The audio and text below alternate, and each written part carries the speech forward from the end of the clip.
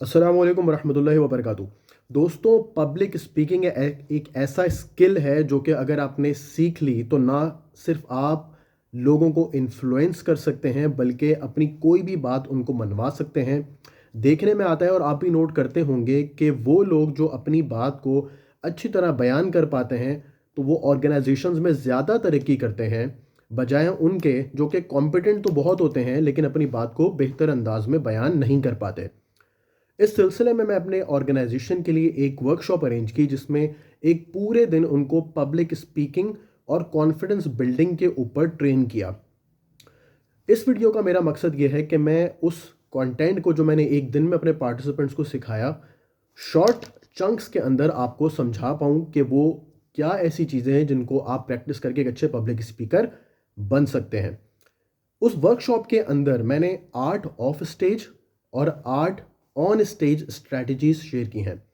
इस वीडियो के अंदर मैं आपसे 4 ऑफ स्टेज स्ट्रैटेजीज शेयर करने वाला हूं जिनके ऊपर अमल करके आप एक अच्छे पब्लिक स्पीकर बन जाते हैं। तो पहली स्ट्रैटेजी जो है वो ये है, जो कि ऑफ स्टेज प्रिपरेशन में आती है, कि अपनी ऑडियंस को पहचानें। So first strategy is know your audience. Know your audience से मुराद ये है कि अपनी ऑडियंस की आप इंटरेस्ट को समझें कि वो इस किसी भी वर्कशॉप से या किसी भी ऐसे सेशन में जिसमें आपको स्पीच देनी है, उनकी रिक्वायरमेंट्स क्या हैं, वो क्या इससे अखज़ करना चाहते हैं। उनकी डेमोग्राफिक्स को देखें, यानी वो किस जगह से आ रहे हैं, किस ब्रैकेट के अंदर उनकी सैलरीज हैं या किस ब्रैकेट के अंदर वो कमाते हैं, वो क्या कंटेंट देखना पसंद करते हैं, कौन से बुक्स या कौन से टीवी शोज़ वो देखते हैं, उनके इंटरेस्ट क्या हैं, उनकी सोशल और कल्चरल नीड्स क्या हैं, उनकी एफिलिएशंस कहाँ कहाँ पर हैं। ये तमाम वो चीज़ें हैं कि जब भी मैं अपने पार्टिसिपेंट्स को कोई ना कोई स्पीच या कोई ट्रेनिंग देने जाता हूँ तो इन तमाम चीज़ों पर वर्क करके टेलर मेड क्वेश्चंस बनाता हूँ ताकि वो ऑडियंस ट्रेनिंग सेशन से पहले उनका रिप्लाई दें और मैं उन रिप्लाई से अपनी ऑडियंस के जो इंटरेस्ट है उसका अंदाज़ा लगा सकूँ। तो मिसाल के तौर पर पब्लिक स्पीकिंग सेशन से पहले मैंने अपने पार्टिसिपेंट्स को बेसिक क्वेश्चंस शेयर किए, जिसमें से मैंने एक चीज़ ये पूछी कि आप अपने आप को पब्लिक स्पीकिंग में कहाँ रेट करते हैं। तो मेजॉरिटी का जवाब 5 और 6 के दरमियान आया, क्योंकि अगर जवाब उनका 8 और 9 आता तो यकीनन मुझे अपना कंटेंट डिफरेंट करना पड़ता, लेकिन उनके चूँकि जवाब 5 के इर्द गिर्द था ऑन एन एवरेज, तो मुझे अपना कंटेंट उसी हिसाब से बनाना पड़ा। तो बहुत ज़रूरी होता है कि अपने ऑडियंस को पहचाने जहाँ पर आप स्पीच देने जा रहे हैं कि वो क्या चाहते हैं इस ट्रेनिंग से या इस स्पीच से अखज़ करना। दूसरा जो मेरा जो स्ट्रैटेजी है, ऑफ स्टेज स्ट्रैटेजी, उसको मैं कहता हूँ योर बिग आइडिया। देखिए, डॉक्टर जाकिर नाइक हो, मूसा अलैहिस्सलाम हो या फिर विंस्टन चर्चिल ही क्यों ना हो, ये तमाम लोग स्टटर करते थे लेकिन फिर भी ये सक्सेसफुल स्पीकर्स बने। क्यों?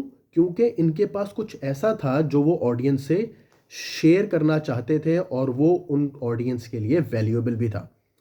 So second strategy is what is your big idea, यानी आप अपनी स्पीच से वो कौन सा एक आइडिया है ऐसा है जो अपनी ऑडियंस को ट्रांसफ़र करना चाहते हैं, जिसके मदद से आपकी ऑडियंस का लेवल बेशक एक नॉच ही इंक्रीज हो।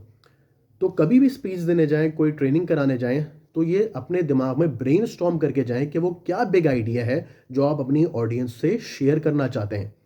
जब उस बिग आइडिया पे आप सोचते हैं, कंटिन्यूस सोचते हैं, उस पर ब्रेनस्टॉर्म करते हैं, तो वो आइडिया निखर के सामने आता है।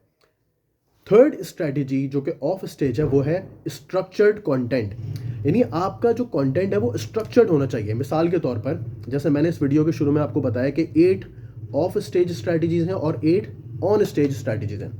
ये स्ट्रक्चर्ड कंटेंट है, ऑडियंस को पता होता है कि क्या आने वाला है। सिमिलरली आप देखते होंगे कि कई हेडिंग्स और कई फेसबुक पे एड्स आ रहे होते हैं जिसमें होता है कि 10 वेज टू बिकम मिलियनियर और 8 ways to increase your passive income और 5 ways to become a massive public speaker. So ये जो नंबर्स हैं 5, 8, 10, ये आपको बताते हैं, एक स्ट्रक्चर्ड कंटेंट ऑडियंस को दे देते हैं और उससे ऑडियंस को समझना, बात को समझना बहुत ही आसान हो जाता है। तो ये 3 चीज़ें स्ट्रैटेजीज हैं। और चौथी जो स्ट्रैटेजी मैं आपको बताने जा रहा हूँ वो है repetition will kill your reputation. इसको समझने की कोशिश करें कि अगर आप कंटेंट को अपना रिपीट करते रहेंगे तो आप अपनी रेप्यूटेशन को किल कर देंगे। तो इस बात को मद्देनज़र रखते हुए, इस बात का ध्यान रखते हुए आपने अपना कंटेंट ऐसा बनाना है कि वो उसमें रिपीटिशन कम से कम हो। क्योंकि सोचे ना, अगर उमर शरीफ जैसा कॉमेडियन अपने एक ही शो में एक जोक को बार बार रिपीट करे तो ऑडियंस पे क्या इम्पैक्ट होगा। इस तरह की रिपीटिशन से हमेशा बचना चाहिए और अपने कंटेंट को क्रिस्पली अपने ऑडियंस से शेयर करना चाहिए, जिसके लिए आपको तैयारी करनी मस्ट है। तो ये 4 ऑफ स्टेज स्ट्रैटेजीज हैं जिनके ऊपर अमल करके आप एक अच्छे पब्लिक स्पीकर बन सकते हैं। कोशिश करें कि इनके ऊपर अमल करें।